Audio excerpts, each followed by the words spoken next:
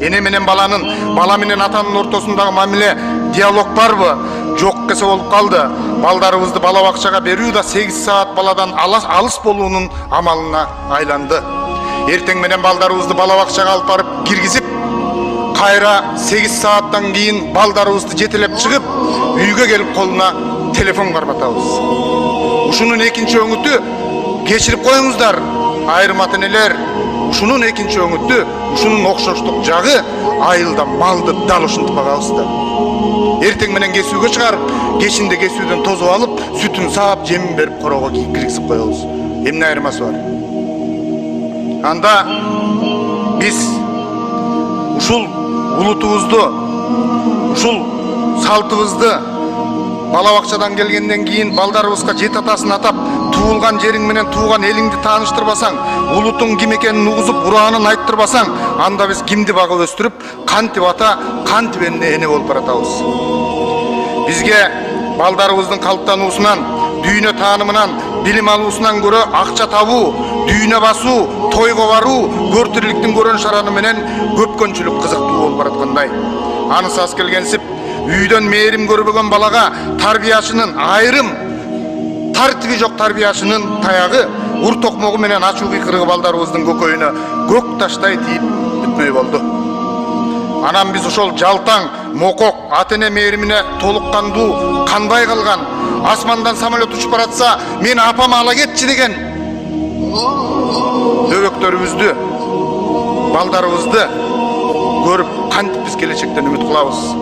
Балдарга болгон камкордугубуз, болгон жыргалыбыз, аларга берген байлыгыбыз, мээримибиз телефон болуп калды. Ушундай нерсени көрүп чоңойгон бала муалимди сыйлайбы? Ата-эненин баркын билип асырай алабы? Ушундай кайдыгерликтин кесепетинен муалимдер кордолуп, карылар үйүнүн катары толуп баратпайбы? Мына учурдагы бойго жеткен кыздарыбыздын көбү турмушка чыккысы келбейт. Алардын оюнда бирөөнүн оокатын кылып жашагандан көрө ит мышык багып жашаганды туура көрүп баратышат. Балдарыбызчы, алар дагы турмуш кургусу келбей, дүйнө кесип кеткиси келет. Эптеп эле Кыргызстандан чыгып кетүүнү көздөгөн жаштарыбыздын катары көбөйүп бараткандыгы баарына маалым.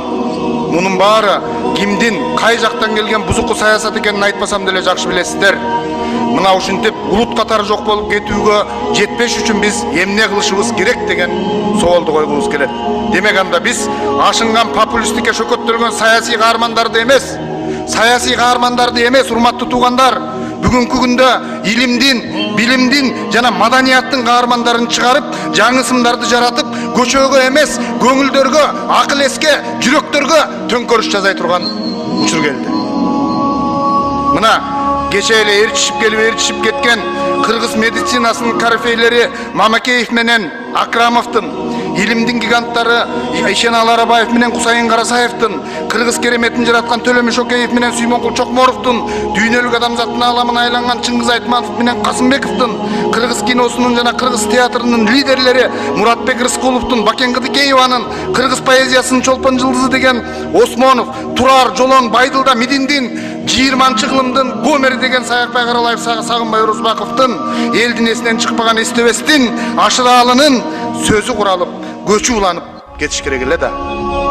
Учурда улуттук идеологиябызды колго алабыз десек, биз интеллектуалдардын ысымын чыгарып, кечээкилердин оордун толуктоо зарыл, урматтуу туугандар.